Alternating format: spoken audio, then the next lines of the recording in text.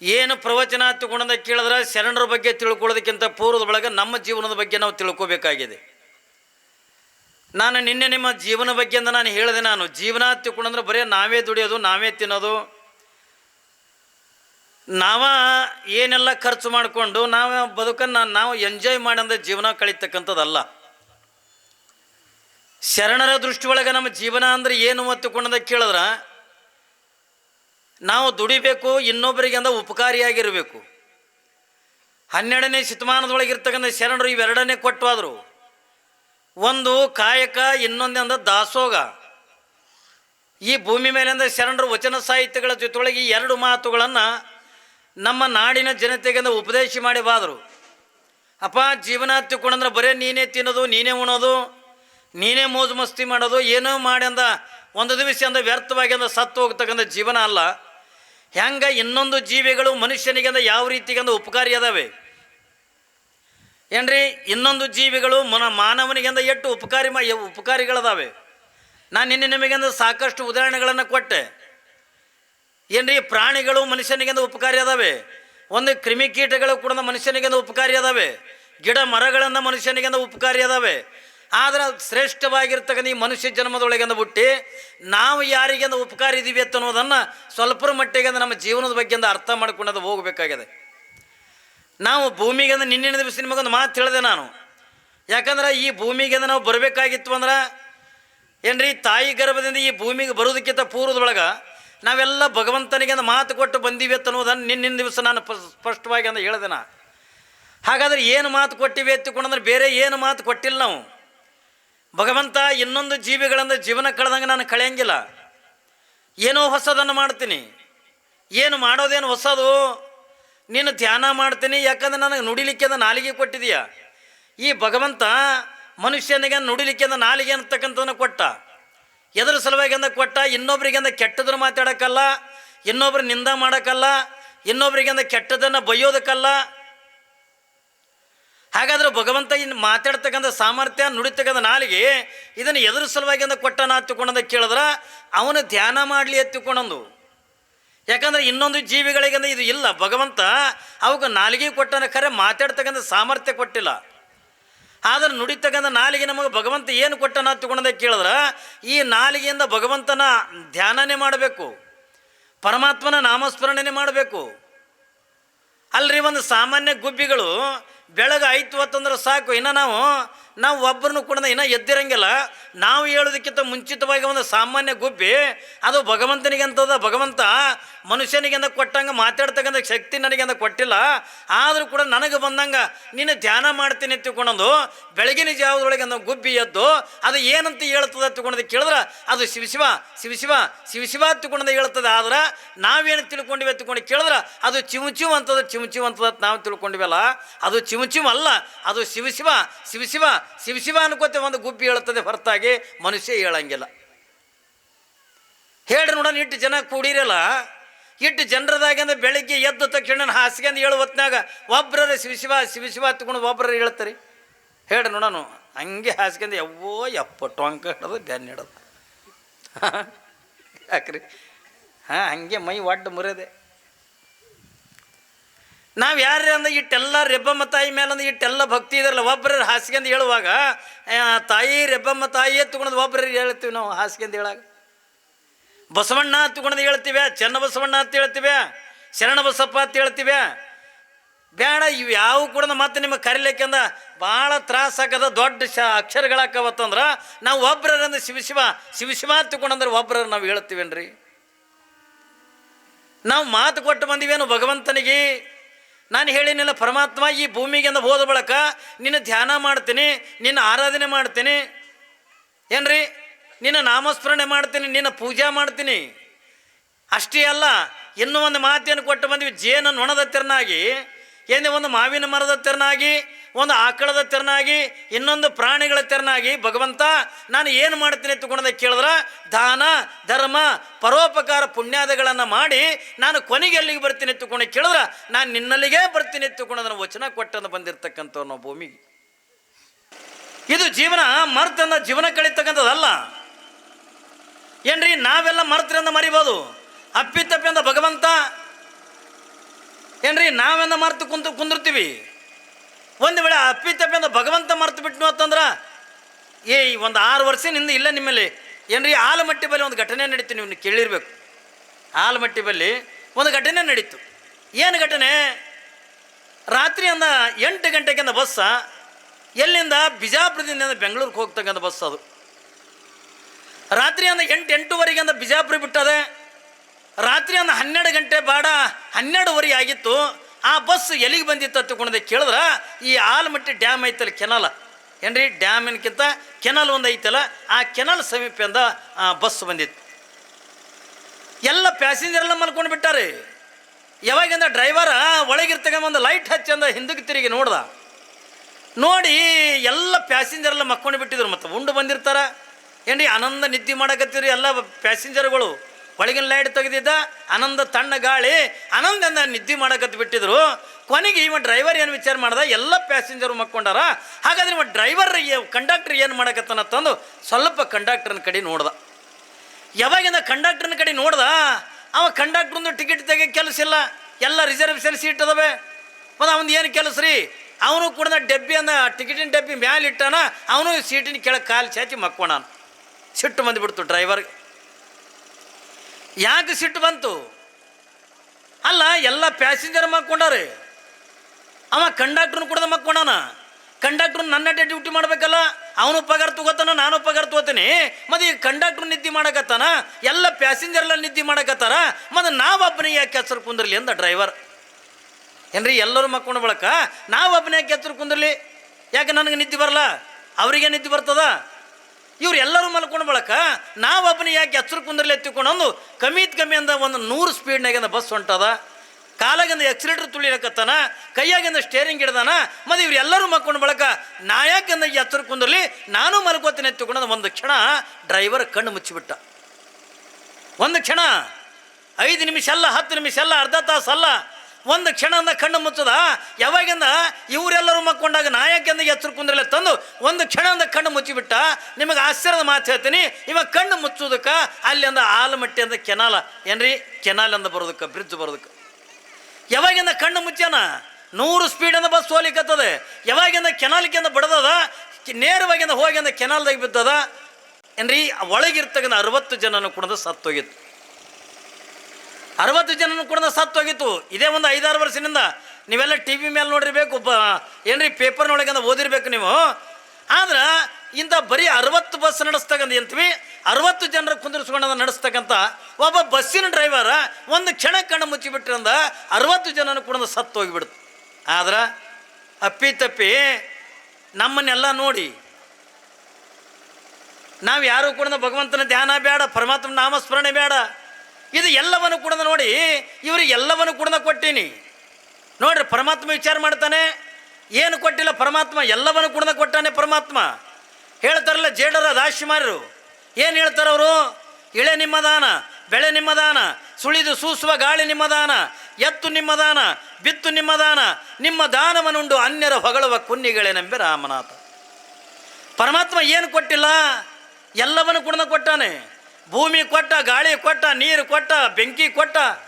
ಏನು 1-2 ಮನುಷ್ಯನ ಜೀವನಕ್ಕೆ ಏನೇನು ಬೇಕು ಎಲ್ಲವನ್ನು ಕೂಡ ಕೊಟ್ಟಿರ್ತಕ್ಕಂಥವ್ರು ಯಾರು ಗೊತ್ತಂದರೆ ಆ ಪರಮಾತ್ಮ ಕೊಟ್ಟನ ಹತ್ತಿಕೊಂಡಂದಾಗ ಮತ್ತು ಪರಮಾತ್ಮನ ಧ್ಯಾನನೇ ಮಾಡಲಿಲ್ಲ ಹತ್ತಿಕೊಂಡಂದ್ರೆ ಇಟ್ಟೆಲ್ಲ ಕೊಟ್ಟಿನಿ, ನನ್ನ ನಾಮಸ್ಮರಣೆ ಮಾಡಂಗಿಲ್ಲ ಹತ್ತಿಕೊಂಡಂದು ಅಪ್ಪಿ ತಪ್ಪಿ ಸಿಟ್ಟಿಗೆ ಅದು ಪರಮಾತ್ಮ ಒಂದು ಕ್ಷಣ ಕಣ್ಣು ಮುಚ್ಚಿಬಿಟ್ರೆ ಜಗತ್ತೇ ಪ್ರಳಯ ಆಗಿ ಅಂದ ಹೋಗ್ತ. ಭಗವಂತ ಇದು ಎಲ್ಲವನ್ನು ಕೂಡ ಕೊಟ್ಟಾನೆ. ಭಗವಂತ ಏನು ಕೊಟ್ಟಿಲ್ಲ ನಮಗ, ಆದ್ರೆ ಭಗವಂತ ಇಟ್ಟೆಲ್ಲಾನು ಕೂಡ ಕೊಟ್ಟಾನ ಹತ್ತಿಕೊಂಡಂದಾಗ ಆದ್ರೆ ಭಗವಂತನಿಗೆ ನಾವು ಏನು ಕೊಟ್ಟಿವೆ ಅನ್ನೋದು ಭಾಳ ಮಹತ್ವದ. ಪರಮಾತ್ಮ ಇಷ್ಟೆಲ್ಲಾನು ಕೂಡ ಕೊಟ್ಟಾನೆ, ಆದ್ರೆ ಭಗವಂತನಿಗೆ ನಾವು ಏನು ಕೊಟ್ಟಿವಿ ಅಲ್ರಿ? ಕೊಟ್ಟಿರ್ತಕ್ಕಂಥ ಮಾತನ್ನೇ ನಡೆಸಲಿಕ್ಕೆ ಆಗದೇ ಇರ್ತಕ್ಕಂಥ ಶ್ರೇಷ್ಠವಾಗಿರ್ತಕ್ಕಂಥ ಮನುಷ್ಯರು ನಾವು. ಭಗವಂತನಿಗೆ ಕೊಟ್ಟಿರ್ತಕ್ಕಂಥ ಮಾತ, ಪರಮಾತ್ಮನಿಗೆ ಕೊಟ್ಟಿರ್ತಕ್ಕಂಥ ಮಾತ, ಇದು ಯಾವುದನ್ನು ಕೂಡ ನಡೆಸಲಿಕ್ಕೆ ಆಗದೇ ಇರ್ತಕ್ಕಂಥ ಏನ್ರಿ ಮನುಷ್ಯ ಜೀವಿಗಳಾಗಿ ಹುಟ್ಟಿರ್ತಕ್ಕಂಥವ್ರು ನಾವು ಎಲ್ಲ. ಇದು ಎಲ್ಲವನ್ನು ಕೂಡ ಕಂಡುಕೊಂಡಿರ್ತಕ್ಕಂಥ 12ನೇ ಶತಮಾನದೊಳಗೆ ನಾರದರು ಭೂಲೋಕ ಸಂಚಾರ ಮಾಡಕ್ಕೆ ಬಂದ್ರತ್ತೆ, ಜಗತ್ತನ್ನು ನೋಡಕ್ಕೆ. ಯಾವಾಗಿಂದ ಜಗತ್ತನ್ನು ನೋಡಕ್ಕೆಂದ ನಾರದರು ಬಂದರು,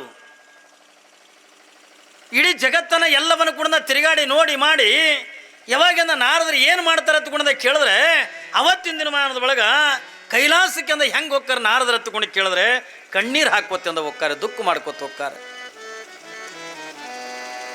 ಯಾವಾಗಿಂದ ನಾರದ್ರಿಂದ ಕಣ್ಣೀರು ಹಾಕೋತೆ ಅಂದ ಕೈಲಾಸಕ್ಕೆ ಅಂದ ಹೋಗ್ತಾರೆ. ಯಾವಾಗಿಂದ ಪರಮಾತ್ಮ ಕೇಳ್ತಾನೆ ಎಲ್ಲ ದೇವಾನು ದೇವತೆಗಳೆಲ್ಲ ಕುಂತಾರೆ. ಇದೇನಿದು ನಾರದರು, ಅಲ್ಲ ನೀವು ಇನ್ನೊಬ್ರಿಗಿಂದ ಕಣ್ಣೀರು ಹಾಕ್ಸೋರು, ಸ್ವತಃ ನೀವೇ ಕಣ್ಣೀರು ಹಾಕೋದು ಬಂದಿರಲ್ಲ, ಯಾಕೆ ಕಣ್ಣೀರು ಹಾಕ್ಲಕತ್ತೀರಿ ಎತ್ತಿಕೊಂಡು ಎಲ್ಲ ದೇವಾನು ದೇವತೆಗಳಿಂದ ನಾರದರಿಗಿಂದ ಕೇಳಲಿಕ್ಕತ್ತಾರೆ. ಯಾವಾಗಿಂದ ನಾರದರಿಗಿಂದ ಕೇಳುವಾಗ ನಾರದರಿಂದ ಹೇಳ್ತಾರೆ, ಪರಮಾತ್ಮ ಒಂದು ಸ್ವಲ್ಪರಂದ ನೀ ಭೂಲೋಕದ ಕಡೆಗಿಂದ ಕಣ್ಣಾಯಿಸಿ ನೋಡಿದೇನು ಅತ್ತುಕೊಂಡನು ಅಂತ ಪ್ರಶ್ನೆ ಮಾಡ್ತಾರೆ. ಯಾವಾಗಿಂದ ಭೂಲೋಕದ ಕಡೆಗೆ ನೀ ನೋಡಿದೇನು? ಪರಮಾತ್ಮ ಅಂತಾನೆ ಯಾಕೆ ಏನಾಗ್ಯದ ಅತ್ತುಕೊಂಡನು ಅಂತ ಪ್ರಶ್ನೆ ಮಾಡ್ತಾರೆ. ಏನ್ರಿ ಯಾಕೆ ಏನಾಗೈತಿ, ಯಾಕೆ ಕಣ್ಣೀರು ಹಾಕ್ಲಕತ್ತೀರಿ? ಪರಮಾತ್ಮ ನಿನಗೇನು ವಚನ ಕೊಟ್ಟಂದ ಈ ಭೂಮಿಗೆಂದ ಹೋಗ್ಯಾರೆ, ಮಾನವ ಕುಲಕೋಟಿ ಅಲ್ಲ, ನಿನಗೇನು ವಚನ ಕೊಟ್ಟರೆ ನೀನು ಧ್ಯಾನ ಮಾಡ್ತೀನಿ, ನಿನ್ನ ಆರಾಧನೆ ಮಾಡ್ತೀನಿ, ಏನ್ರಿ ನಿಂದು ಏನೆಲ್ಲಾನು ಕೂಡ ದಾನ ಧರ್ಮಾದಿಗಳನ್ನು ಮಾಡ್ತೀನಿ, ನಿನ್ನ ಪೂಜೆ ಪುನಸ್ಕಾರಗಳನ್ನು ಮಾಡ್ತೀನಿ, ಇಟ್ಟೆಲ್ಲ ಮಾಡ್ತೀನಿ ಎತ್ತುಕೊಂಡು ಮಾತು ಕೊಟ್ಟು ಹೋಗಿರ್ತಕ್ಕಂಥ ಜನ ಒಂದು ಕ್ಷಣದ ಮನುಷ್ಯ ಜೀವಿಗಳನ್ನು ನೋಡು. ಯಾವಾಗ ಒಂದು ಸಾರಿ ಅಂದ ಮನುಷ್ಯ ಜೀವಿಗಳನ್ನು ನೀನು ನೋಡು, ಎಲ್ಲಿನೂ ನಿನ್ನ ಧ್ಯಾನ ಇಲ್ಲ, ಎಲ್ಲಿನೂ ನಿನ್ನ ನಾಮಸ್ಮರಣೆ ಇಲ್ಲ, ಎಲ್ಲಿನೂ ಕೂಡ ನಿನ್ನ ಆರಾಧನೆ ಇಲ್ಲ, ಎಲ್ಲಿ ನೋಡ್ತಲ್ಲ ಅಂದ ಅನ್ಯಾಯ ಅತ್ಯಾಚಾರಗಳು, ಎಲ್ಲ ಮನುಷ್ಯ ಜೀವಿಗಳ ಅಧರ್ಮದಿಂದ ಬದುಕನ್ನು ಕಳೀಲಿಕ್ಕತ್ತಾರೆ. ಅಂತ ಅಧರ್ಮದಿಂದ ಬದುಕು ಕಳೀತಕ್ಕಂಥ ಜೀವಿಗಳನ್ನು ನೋಡಿ ನಿನಗೇನು ಅನಿಸುವಲ್ದೇನು ಒತ್ತಿಕೊಂಡಂದಾಗ ಒಂದು ಕ್ಷಣ ಪರಮಾತ್ಮ ಭೂಲೋಕದ ಕಡೆಗೆ ಅಂದ ನೋಡ್ತಾನತ್. ಯಾವಾಗಿಂದ ಪರಮಾತ್ಮ ಒಂದು ಕ್ಷಣ ಅಂದ ಭೂಲೋಕದ ಕಡೆಗೆ ಅಂದ ನೋಡ್ದ, ಪರಮಾತ್ಮ ಸ್ವತಃ ಈ ಮನುಷ್ಯ ಜೀವಿಗಳನ್ನು ನೋಡಿ ಬರೇ ನಾರದ್ರ ಕಣ್ಣೀರು ಹಾಕೋದಲ್ಲ, ಸ್ವತಃ ಮನುಷ್ಯರನ್ನು ನೋಡಿ ಪರಮಾತ್ಮನೇ ಕಣ್ಣೀರು ಹಾಕದ್ನತ್ತೆ. ಯಾಕ? ಎಲ್ಲವನ್ನು ಕೂಡ ಇವ್ರಿಗೆ ಕೊಟ್ಟಿನಿ, ಏನ್ರಿ ಒಂದಲ್ಲ ಎರಡಲ್ಲ, ಏನ್ರಿ ಪ್ರತಿಯೊಂದನ್ನು ಕೂಡ ಬರೀ ನೀರು ಗಾಳಿ ಈ ಬರೀ ಇದನ್ನೇ ಕೊಟ್ಟಿಲ್ಲ, ಇಡೀ ಅವರಿಗೆ ಜೀವನ ಅನ್ನತಕ್ಕಂಥ ಕೊಟ್ಟಿರ್ತಕ್ಕಂಥ ನಾನು. ಆದರೆ ನಂದೇ ಧ್ಯಾನ ಇಲ್ಲ, ಎಲ್ಲಿ ನೋಡ್ತಿಲ್ಲ ಅನ್ಯಾಯ ಅತ್ಯಾಚಾರಗಳು ನಡೆದವಲ್ಲ, ಈ ಮನುಷ್ಯ ಜೀವಿಗಳನ್ನು ನೋಡಿ ಭಗವಂತ ಒಂದು ಕ್ಷಣ ಕಣ್ಣೀರು ಹಾಕ್ಲಿಕ್ಕತ್ತ, ದುಃಖ ಮಾಡಕತ್ತ. ಯಾವಾಗಿಂದ ಕಣ್ಣೀರು ಹಾಕ್ತಕ್ಕಂಥ ಪ್ರಸಂಗದ ಒಳಗ ಎಲ್ಲ ದೇವಾನು ದೇವತೆಗಳಿಗಂತಾನೆ ಪರಮಾತ್ಮ, ಹೇ ಬ್ರಹ್ಮದೇವ ನೋಡ್ರಿ, ಬ್ರಹ್ಮನಿಗಂತಾನೆ ನೀನು ಮನುಷ್ಯ ಜೀವಿಗಳನ್ನು ಸೃಷ್ಟಿ ಮಾಡಿದೀಯಾ, ಇದು ಎಲ್ಲವನ್ನು ಕೂಡ ಕೊಟ್ಟಿರ್ತಕ್ಕಂಥವ ನಾನು, ಮನುಷ್ಯ ಜೀವಿಗಳ ಸೃಷ್ಟಿಕರ್ತನಾಗಿರ್ತಕ್ಕಂಥ ಬ್ರಹ್ಮನಿಗಂತಾನೆ, ಹೇ ಬ್ರಹ್ಮದೇವ ನೋಡು, ಭೂಲೋಕದೊಳಗಿರ್ತಕ್ಕಂಥ ಜೀವಿಗಳೆಲ್ಲ ದೇವರನ್ನ ಮರ್ತಾರೆ, ಶರಣ ಸಂತರನ್ನ ಮರ್ತಾರೆ, ಏನ್ರಿ ಧ್ಯಾನ ಪೂಜೆ ಅಂತಕ್ಕಂಥ ಎಲ್ಲವನ್ನು ಕೂಡ ಮರೆತು ಎಲ್ಲಿ ನೋಡ್ತೇನೆ ಅನ್ಯಾಯ ಅತ್ಯಾಚಾರ ಅಧರ್ಮದ ಜೀವಿಗಳಿಂದ ಜೀವನ ಕಳೀಲಿಕ್ಕತ್ತಾರಲ್ಲ, ಅದಕ್ಕೆ ಬ್ರಹ್ಮದೇವ ನೀನು ಭೂಲೋಕಕ್ಕೆಂದ ಹೋಗಿ ಈ ಮನುಷ್ಯ ಜೀವಿಗಳನ್ನು ಉದ್ಧಾರ ಮಾಡಿ ಬರಬೇಕು ಅಂದ. ಯಾರು? ಪರಮಾತ್ಮ ಅಂತಾನೆ. ಯಾರಿಗೆ? ಬ್ರಹ್ಮದೇವನಿಗೆ ಅಂತ ಹೇಳುತ್ತಾನೆ. ಯಾವಾಗಿಂದ ಬ್ರಹ್ಮದೇವನಿಗೆ ಅಂತ ಹೇಳಿದಾಗ ಬ್ರಹ್ಮದಂತಾನೆ, ಹೇ ಪರಮಾತ್ಮ ನೀನು ಇನ್ನೂ ಇಲ್ಲೇ ಕೈಲಾಸದೊಳಗೆ ಬೇರೆ ಯಾವುದಾದ್ರೂ ಕೂಡ ಕೆಲಸ ಹೇಳು ಮಾಡ್ತೀನಿ, ಆದ್ರೆ ನಾನೆಂದ ಭೂಲೋಕಕ್ಕೆಂದ ಹೋಗಂಗಿಲ್ಲ. ಎಲ್ಲರ ಬ್ರಹ್ಮನ ಗುಡಿ ಅವ್ ನೋಡಿರಿ ನೀವು, ಏನ್ರಿ ಹೆಚ್ಚಿಗೆಂದ ಬ್ರಹ್ಮನ ಗುಡಿ ಇಲ್ಲ, ಯಾಕೆ ಅವ ಭೂಮಿ ಬರ್ಲಕ್ಕೆ ಅಂಜಾನ. ಸ್ವತಃ ಪರಮಾತ್ಮನಿಗೆಂದ ಬ್ರಹ್ಮದೇವ ಅಂತಾನೆ, ಹೇ ಪರಮಾತ್ಮ ನಾನೆಂದ ಭೂಲೋಕಕ್ಕೆಂದ ನಾನು ಹೋಗಂಗಿಲ್ಲ, ಯಾಕೆ ನಾನು ಭೂಲೋಕಕ್ಕೆಂದ ಹೋಗಂಗಿಲ್ಲ ತಿಳ್ಕೊಂಡಂದಾಗ ಅಲ್ಲಿ ಭೂಲೋಕದೊಳಗೆ ನೀನು ಹೇಳಕತ್ತಿದ್ದೆ, ನಾರದು ಹೇಳಕತ್ತಾರೆ, ಅಲ್ಲಿ ಎಲ್ಲಿ ನೋಡ್ತಿಲ್ಲ ಅನ್ಯಾಯ ಅತ್ಯಾಚಾರ ಅಧರ್ಮದ ಜೀವಿಗಳು ಜೀವನ ಕಳೀಲಕತ್ತಾರ ತಗೊಂಡು ಹೇಳಕತ್ತಿಯಲ್ಲ, ಅಟ್ಟಿ ಅಲ್ಲ ಈ ಮನುಷ್ಯರನ್ನು ಎಂಥವರ ತಗೊಂಡು ಕೇಳಿದ್ರೆ ದೇವಾನು ದೇವತೆಗಳಿಗೆ ಮೋಸ ಮಾಡ್ತಕ್ಕಂಥ ಜೀವಿಗಳದರ ಭೂಮಿ ಮೇಲೆ. ಏನ್ರಿ ದೇವ್ರುಗಳಿಗೆ ಮೋಸ ಮಾಡ್ತಾರೆ, ದೇವ್ರುಗಳಿಗೆ ವಂಚನೆ ಮಾಡ್ತಾರೆ, ಏನ್ರಿ ಎಷ್ಟೋ ಇವತ್ತಿನ ದಿನಮಾನದಾಗ ನಡೆದವೆಲ್ಲ ದೇವ್ರ ಮೂರ್ತಿನೇ ಕಳು ಮಾಡ್ಕೊಂಡು ಹೋಗೋರು ಹುಟ್ಟ್ಯಾರ. ಯಾಕ್ರಿ ಹುಟ್ಟ್ಯಾರಿಲ್ಲ? ದೇವ್ರು ಕಳು ಮಾಡ್ಕೊಂಡ ಹೋಗ್ತಕ್ಕಂಥವ್ರು ಹುಟ್ಟ್ಯಾರ, ದೇವ್ರ ಗುಡಿಯಾಗೆ ಕೂತ್ಕೊಂಡು ಇಸ್ಪೇಟ್ ಆಡ್ತಕ್ಕಂಥವ್ರು ಹುಟ್ಟ್ಯಾರ, ಏನ್ರಿ ಕುಡಿದು ಬಂದ ದೇವ್ರ ಗುಡಿಯಾಗಿಂದ ಮಲ್ಕೊಳ್ಳೋರಿಂದ ಎಷ್ಟೋ ಜನ ಹುಟ್ಟ್ಯಾರ.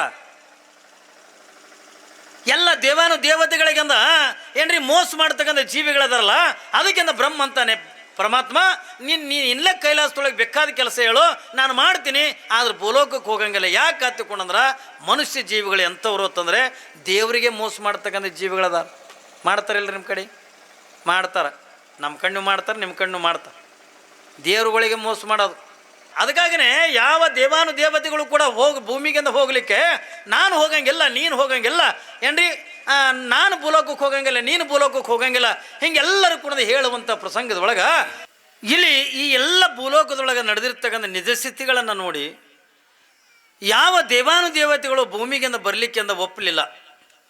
ಹಿಂದೆ ಅದೇ 12ನೇ ಶತಮಾನದೊಳಗೆ ಏನ್ರಿ ಈ ಭಾಗದೊಳಗೆ ಅಂತ ಧರ್ಮ ಅಂತಕ್ಕಂಥ ಕೆಟ್ಟು ಹೋಗಿರ್ತಕ್ಕಂಥ ಪ್ರಸಂಗದೊಳಗೆ ಇವತ್ತೇನು 12ನೇ ಶತಮಾನದೊಳಗೆ ಬಸವಣ್ಣ ಏನು ಹುಟ್ಟದ್ನಲ್ಲ, ಅವತ್ತಿನ ದಿನಮಾನದಾಗೂ ಕೂಡ ಯಾರು ಏನೋ ಭೂಲೋಕಕ್ಕೆ ಬರ್ಲಾಕಂದ ಆಗದೆ ಇರಲ್ಲ. ಅದಕ್ಕೆ ಅವತ್ತಿನ ದಿನಮಾನದೊಳಗೆ ಸಾಕ್ಷಾತ್ ಪರಮಾತ್ಮನ ವಾಹನವಾಗಿರ್ತಕ್ಕ ನಂದೀಶ ಹತ್ತಿಕೊಂಡು ಏನದಲ್ಲ, ನಂದಿ ಅವತಾರನಾಗೇ ಬಸವಣ್ಣ ಅಂದ ಈ ಭೂಮಿಗೆ ಬಂದ, ನಂದಿನೇ ಹುಟ್ಟಿ ಬಂದ. ಹಂಗೆ ಇಲ್ಲಿ ದಾನಮ್ಮ ಅದೇ 12ನೇ ಶತಮಾನದೊಳಗನೆ ಈ ನಮ್ಮ ಭಾಗದೊಳಗೆಲ್ಲ ಧರ್ಮ ಅಂತಕ್ಕಂಥ ಕೆಟ್ಟು ಹೋಗಿರ್ತಕ್ಕಂಥ ಪ್ರಸಂಗದೊಳಗೆ ಏನ್ರಿ ನಮ್ಮ ನಾಡಿನೊಳಗೆ ಏನ್ರಿ ಇವತ್ತೇನು ಬಿಜಾಪುರ ಐತಿ, ಈ ಕಡೆ ಮಹಾರಾಷ್ಟ್ರ ಐತಲ್ಲ, ಈ ಭಾಗದೊಳಗೆ ಧರ್ಮ ಅಂತಕ್ಕಂಥ ಕೆಟ್ಟೋಗಿ ಮನುಷ್ಯರೆಲ್ಲ ಕೆಟ್ಟು ಹೋಗಿರ್ತಕ್ಕಂಥ ಪ್ರಸಂಗದೊಳಗೆ ಯಾವ ದೇವಾನುದೇವತೆಗಳು ಭೂಮಿಗೆ ಬರಲಿಕ್ಕೆ ಮನಸ್ಸು ಮಾಡಲಿಲ್ಲ.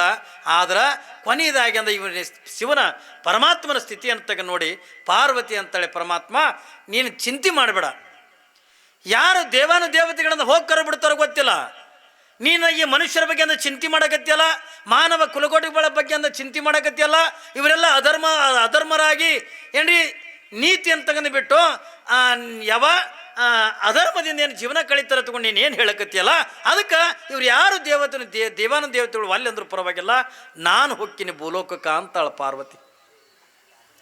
ನಾನು ಹೋಗ್ತೀನಿ, ನಾನು ಹೋಗಿ ಅಂದ ಒಬ್ಬ ಶರಣಿಯಾಗಿ ಅಂದ ಹುಟ್ಟಿ ಏನ್ರಿ ಈ ಲೋಕವನ್ನು ಈ ಜಗತ್ತನ್ನು ಉದ್ಧಾರ ಮಾಡಿ ಬರ್ತೀನಿ, ನನಗೆ ನೀನೊಂದು ಅಪ್ಪಣೆ ಕೊಡು ಹತ್ತಿಕೊಂಡೊಂದು ಪಾರ್ವತಿ ಪರಮಾತ್ಮನಿಗಂದ ಹೇಳುತ್ತಾಳ. ಯಾವಾಗ ಈ ಮಾತುಗಳನ್ನು ಕೇಳಿರ್ತಕ್ಕಂಥ ಪರಮಾತ್ಮನಿಗಂದ ಭಾಳ ಖುಷಿ ಆಯಿತು, ಭಾಳ ಆನಂದ ಆಯಿತು. ಪಾರ್ವತಿ ಇಟ್ಟೆಲ್ಲ ಛತ್ತೀಸ್ಗಢ ದೇವಾನುದೇವತೆಗಳಿದ್ರು, ಯಾರು ಎಂದ ಭೂಲೋಕಕ್ಕೆ ಅಂದ ಹೋಗೋಕ್ಕೆ ಅಂದ ಮನಸ್ಸು ಮಾಡಲಿಲ್ಲ, ಆದ್ರಿಂದ ನೀನಂದ ಹೊಕ್ಕಿನ ಎತ್ತಿಕೊಂಡಂತೀಯ ತಂದಾಗ ನನ್ನ ಮನಸ್ಸಿಗೆ ಅಂದ ಭಾಳ ಖುಷಿ ಆಗ್ತದೆ. ಹೋಗಿ ಅಂದ ಭೂಲೋಕದೊಳಗಿಂದ ಅವತಾರ ತಾಳಿ ನೀನು ಏನಾಗಿ ಬರ್ಬೇಕಂತಕೊಂಡು ಕೇಳಿದ್ರೆ ಮನುಷ್ಯ ಜೀವಿಗಳನ್ನು ಧರ್ಮವಂತರನ್ನಾಗಿ ಮಾಡಿ ಬರ್ಬೇಕು.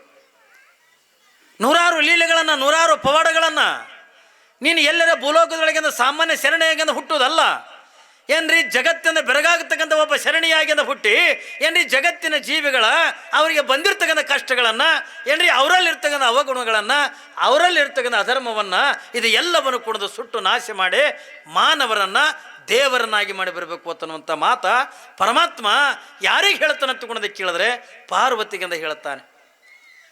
ನೋಡಿ, ಮನುಷ್ಯರನ್ನ ದೇವರನ್ನಾಗಿ ಅಂತ ಮಾಡಿ ಬರಬೇಕು, ಆ ಕಾರ್ಯ ನಿನ್ನಿಂದ ಸಾಧ್ಯ ಐತೆ ಅಂತನ್ನುವಂಥದ್ದನ್ನು ಯಾವಾಗಿಂದ ಪರಮಾತ್ಮ ಏನ್ರಿ ಪರಮಾತ್ಮಂದ ಪಾರ್ವತಿಗೆ ಅಂತ ಹೇಳಿದಾಗ ಆಯಿತು ಪರಮಾತ್ಮ ನಾನಂದ ಭೂಲೋಕಕ್ಕೆ ಅಂದ ಹೋಗ್ತೀನಿ, ಆದ್ರೆ ನಾನು ಯಾವ ತಂದೆ ತಾಯಿ ಗರ್ಭದೊಳಗಿಂದ ಜನ್ಮ ತಾಳಿ ಎತ್ತುಕೊಂಡದ ಪ್ರಶ್ನೆ ಮಾಡ್ತಾ, ಯಾವ ದಂಪತಿಗಳ ಗರ್ಭದೊಳಗೆ ನಾನು ಜನ್ಮ ತಾಳಿ ನೀ ಇಂಥ ದಂಪತಿಗಳ ಗರ್ಭದೊಳಗೆ ನೀನು ಜೀವನ ಕಳಿ ಎತ್ತುಕೊಂಡಂದ್ರೆ ಅಂಥ ದಂಪತಿಗಳ ಗರ್ಭದೊಳಗೆ ನಾನು ಜೀವನ ಕಳಿತೀನಿ ಎತ್ತುಕೊಂಡಂದಾಗ ಹುಟ್ಟಿ ಬರ್ತೀನಿ ಎತ್ತುಕೊಂಡಂದು ಯಾವಾಗಿಂದ ಪಾರ್ವತಿ ಅಂತ ಹೇಳಿದಾಗ ಪರಮಾತ್ಮ ಒಂದು ಮಾತು ಹೇಳ್ತಾನೆ, ಈ ಎಲ್ಲ ಪಾಪಿಗಳ ಮಧ್ಯದೊಳಗೆ ನೋಡ್ರಿ ಪರಮಾತ್ಮ ಏನಂತಾನೆ, ಏನು ಪಾಪಿಗಳದಾರಲ್ಲ, ಏನು ಅಧರ್ಮಿಗಳದಾರಲ್ಲ, ಈ ಎಲ್ಲ ಪಾಪಿಗಳ ಮಧ್ಯದೊಳಗೆ ಅದರೊಳಗಿಂದ ಯಾವ ದಂಪತಿಗಳು ಸದಾವಕಾಲ ನನ್ನ ಧ್ಯಾನದೊಳಗಿಂದ ಇರ್ತಾರೋ, ನನ್ನ ಆರಾಧನೆ ಒಳಗಿಂದ ಇರ್ತಾರೋ, ನನ್ನ ಪೂಜೆ ಪುರಸ್ಕಾರಾದಿಗಳೊಳಗೆ ಇರ್ತಾರೋ ಅಂಥ ದಂಪತಿಗಳ ಗರ್ಭದೊಳಗೆ ನೀನು ಹುಟ್ಟಬೇಕು ಅಂತಕೊಂಡು ಅನ್ನುವಂಥದ್ದನ್ನು ಯಾವಾಗಿಂದ ಪಾರ್ವತಿಗೆ ಪರಮಾತ್ಮ ಹೇಳ್ತಾನೆ. ನೋಡಿ, ಶರಣರು ಸಂತರು ಮಹಾತ್ಮರದ ಹುಟ್ಟಬೇಕಾದ್ರೆ ಎಂಥವ್ರ ಗರ್ಭದೊಳಗೆ ನಾವು ಯಾಕೆ ನಿಮಗೆಂದ ಧರ್ಮವಂತರ ಆಗ್ರಿ ಅಂತ ಅನ್ನಗತ್ತೀವಿ ಎತ್ಕೊಂಡು ಕೇಳಿದ್ರ, ನೀವು ಧರ್ಮವಂತರಾಗಬೇಕು. ಯಾರು ನಾವು ಧರ್ಮವಂತರಾಗಿರ್ತೀವಿ, ಯಾರು ನಾವು ನೀತಿವಂತರಾಗಿರ್ತೀವಿ, ನಾವು ಯಾರು ಭಕ್ತಿವಂತರಾಗಿರ್ತೀವಿ, ಸದಾವಕಾಲ ಭಗವಂತನ ಧ್ಯಾನದೊಳಗೆ ಪರಮಾತ್ಮನ ಸ್ಮರಣೆ ಒಳಗೆ ನಾವು ಯಾರು ಇರ್ತೀವಲ್ಲ, ನಮ್ಮ ಗರ್ಭದೊಳಗೂ ಕೂಡ ಇಂತಿಂಥ ಶರಣರಿಂದ ಹುಡ್ತಾರೆ ಏನ್ರಿ. ಇಂದಿನ ಮಹಾತ್ಮರಿಂದ ಹುಡ್ತಾರೆ, ಯೋಗಿಗಳಿಂದ ಹುಡ್ತಾರೆ, ತಪಸ್ವಿಗಳಿಂದ ಹುಡ್ತಾರೆ.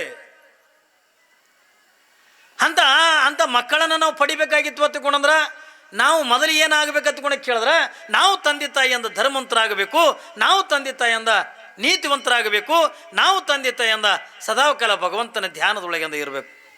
ಯಾವಾಗ ಪರಮಾತ್ಮ ಪಾರ್ವತಿಗಿಂದ ಎಂಥ ಮಾತು ಹೇಳ್ತಾನೆ ಅಂತಕೊಂಡು ಕೇಳಿದ್ರೆ, ಈ ಎಲ್ಲ ಪಾಪಿ ಜನರ ಮಧ್ಯದೊಳಗೆ ಏನ್ರಿ ಏನು ಅಧರ್ಮ ಅನೀತಿ ಒಳಗಿಂದ ಜೀವನ ಕಳೀತಿರ್ತಾರಲ್ಲ, ಅಧರ್ಮದ ಮಾರ್ಗದೊಳಗೆ ಜೀವನ ಕಳೀತಿರ್ತಾರಲ್ಲ, ಅಂಥ ಎಲ್ಲ ಪಾಪಿಗಳ ಮಧ್ಯದೊಳಗೆ ಯಾವ ದಂಪತಿಗಳು ಸದಾಕಾಲ ನನ್ನ ಧ್ಯಾನ ಮಾಡ್ತಿರ್ತಾರೋ, ಯಾರು ನನ್ನ ಆರಾಧನೆ ಮಾಡ್ತಾರೋ, ಯಾರಿಂದ ಧರ್ಮದಿಂದ ಅಂದ್ರೆ ಜೀವನ ಅಂತಗಂದ ಕಳೀತಾರಲ್ಲ, ಯಾರು ಮನಿತನದೊಳಗಿಂದ ನಿತ್ಯ ನಿತ್ಯ ದಾನ ಧರ್ಮ ಅಂತಗ ನಡೀತದಲ್ಲ, ಅಂಥ ದಂಪತಿಗಳ ಗರ್ಭದೊಳಗಿಂದ ಹುಟ್ಟುವತ್ತನ್ನುವುದನ್ನು ಯಾರು ಹೇಳ್ತಾರೆ ತಗೊಂಡು ಕೇಳಿದ ಸಾಕ್ಷಾತ್ ಪರಮಾತ್ಮನೇ ಪಾರ್ವತಿಗೆಂದು ಹೇಳ್ತಾನೆ. ಕಲ್ಪನೆ ಇರಲಿ. ಯಾಕೆ ಮಾತುಗಳನ್ನು ಹೇಳ್ತಾನೆ ತಗೊಂಡ ಕೇಳಿದ್ರೆ ಇದು ಬರೀ ಪಾರ್ವತಿಗೆಂದು ಹೇಳ್ತಕ್ಕಂಥ ಮಾತಲ್ಲ, ಇಲ್ಲಿ ನಾವು ನಿಮಗೆ ಹೇಳ್ತಕ್ಕಂಥ ಮಾತು. ನಮ್ಮ ಗರ್ಭದೊಳಗೂ ಕೂಡ ಇಂಥ ಶರಣರು ಇಂಥ ಸಂತರು ಮಹಾತ್ಮರನ್ನು ಹುಟ್ಟಬೇಕಾಗಿತ್ತು ಅಂತಂದ್ರೆ, ನಮ್ಮ ಗರ್ಭದೊಳಗೂ ಕೂಡ ಯೋಗಿಗಳು ತ್ಯಾಗಿಗಳನ್ನು ಹುಟ್ಟಬೇಕಾಗಿತ್ತು ಅಂತಕೊಂಡ್ರೆ ನಾವು ಏನು ಮಾಡ್ಬೇಕಂತಕೊಂಡು ಕೇಳಿದ್ರೆ, ಯಾವ ತಂದೆ ತಾಯಿ ಪುಣ್ಯ ಮಾಡಿರ್ತಾರೋ, ಯಾವ ತಂದೆ ತಾಯಿ ಧರ್ಮವಂತರು ಇರ್ತಾರೋ ಆ ತಂದೆ ತಾಯಿ ಗರ್ಭದೊಳಗನೆ ಮಹಾತ್ಮರು ಹುಡ್ತಾರೆ ಹೊರತಾಗಿ ಏನ್ರಿ ಅಧರ್ಮೀಯರ ಗರ್ಭದೊಳಗಿಂದ ಮಹಾತ್ಮರು ಏಸ್ ಕಾಲಕ್ಕೂ ಹುಟ್ಟಿಲ್ಲ. ಕಲ್ಪನೆ ಇರಲಿ ನಿಮಗೆ. ಧರ್ಮವಂತರ ಗರ್ಭದೊಳಗಿನ ಮಹಾತ್ಮರಿಂದ ಹುಟ್ಟೋದು, ಪುಣ್ಯವಂತ ಜೀವಿಗಳ ಗರ್ಭದೊಳಗಿನಿಂದ ಮಹಾತ್ಮರು ಶರಣರು ಸಂತರಂತಕ್ಕಂಥ ಹುಟ್ಟತಕ್ಕಂಥವ್ರು.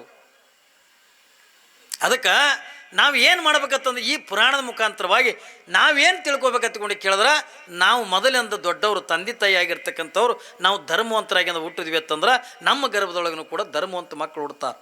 ಮತ್ತು ನಾವೇ ಅಧರ್ಮದಿಂದ ಇದ್ದೀವಿ ಅಂದ್ರೆ, ಯಾವನೋ ಒಬ್ಬ ಕಳ್ಳನ ಹೆಂಡತಿ ಹೊಟ್ಟಲಾಗಿದ್ಲತ್ತು, 8 ತಿಂಗಳ ಗರ್ಭ ತುಂಬಿತ್ತು.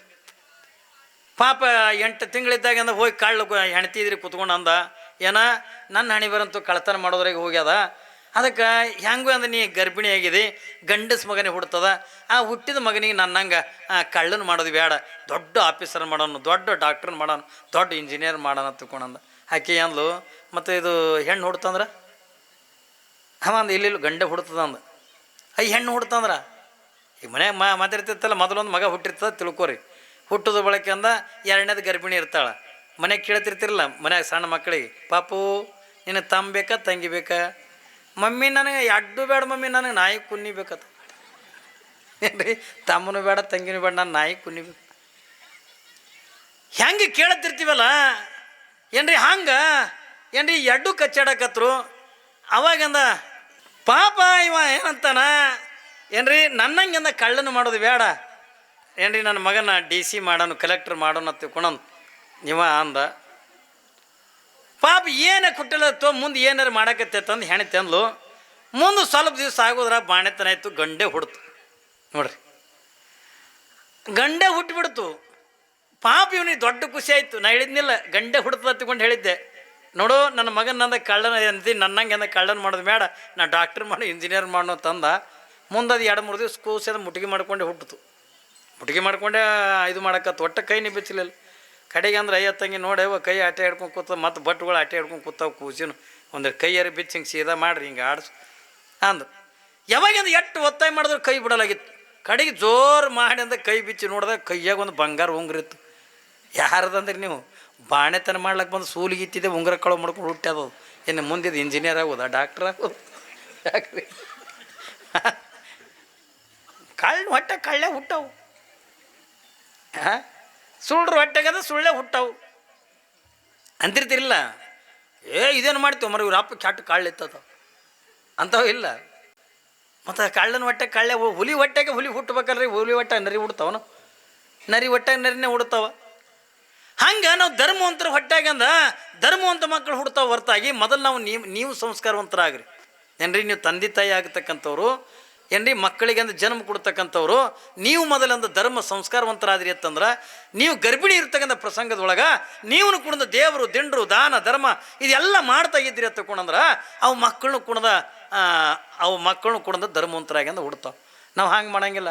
ನಾವು ಗರ್ಭಿಣಿ ಇದ್ದಾಗ ನಾವು ಮಲಗ ಕೋಲ್ಯಾಗ ಸಲ್ಮಾನ್ ಖಾನ್ ಫೋಟೋ ಹಾಕೊಂಡು ಮಕ್ಕಳು, ಅದು ಸಲ್ಮಾನ್ ಖಾನ್ ಅದು ಅಂಗಿನೇ ಹುಟ್ಟಿಲ್ಲದು. ಇದು ಹುಟ್ಟೋದು ಕೂಡ ಅಂಗಿ ಹರ್ಕೊಂಡೆ ಹುಡ್ತದ ನೋಡು. ಏನ್ರಿ, ನಾವು ಧರ್ಮವಂತರಾಗಬೇಕು. ಅದಕ್ಕಾಗಿಯೇ ಪರಮಾತ್ಮ ಏನಂತಾನ, ಈ ಎಲ್ಲ ಪಾಪಿ ಜನರ ಮಧ್ಯದೊಳಗೆ ಯಾರು ದಾನ ಧರ್ಮ ಮಾಡ್ತಾರೋ, ಯಾರು ಸದಾವಕಾಲನ ಧ್ಯಾನ ಮಾಡ್ತಾರೋ, ನನ್ನ ನಾಮಸ್ಮರಣೆ ಮಾಡ್ತಾರಲ್ಲ, ಅಂದ ಧರ್ಮವಂತ ದಂಪತಿಗಳ ಗರ್ಭದೊಳಗೆ ನೀನು ಹುಟ್ಟಬೇಕು ಪಾರ್ವತಿ ಎತ್ತಿಕೊಂಡು ಯಾವಾಗಿಂದ ಪರಮಾತ್ಮ ಹೇಳಿದಾಗ ಅವಾಗಿಂದ ಪಾರ್ವತಿ ಯಾರ ಗರ್ಭದೊಳಗಿಂದ ಹುಡ್ತಾಳ ಅನ್ನುವಂಥದ್ದನ್ನು ನಾಳಿನ ದಿವಸ ನಾವು ನೀವೆಲ್ಲರೂ ಕೂಡ ನೋಡೋಣ.